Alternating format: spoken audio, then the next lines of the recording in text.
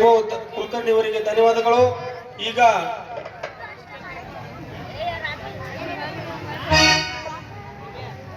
ಧ್ವಜಾರೋಹಣ ಕಾರ್ಯಕ್ರಮ ಶ್ರೀ ಸುನೀಲ್ ಜೋಗ್ಯಾರ್ ಹಾಗೂ ಶ್ರೀ ವಿಕ್ರಮ್ ಜಾಧವ್ ಸಿಆರ್ಪಿಎಫ್ ಯೋಧರು ಧ್ವಜಾರೋಹಣ ಕಾರ್ಯಕ್ರಮವನ್ನು ನೆರವೇರಿಸಬೇಕೆಂದು ವಿನಂತಿಸಿಕೊಳ್ತೇವೆ. ಅದರಂತೆ ವೇದಿಕೆ ಮೇಲೆ ಆಸೀನರಾದ ಎಲ್ಲರೂ ಭಾಗವಹಿಸಬೇಕೆಂದು ವಿನಂತಿಸಿಕೊಳ್ತೇವೆ.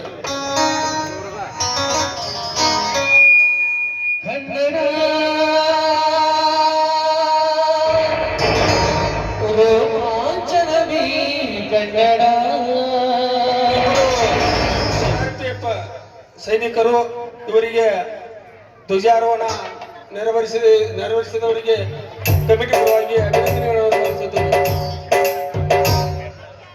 ಕಸ್ತೂರಿ ನುಡಿದು ಕರುನಾಡು ಮೈದು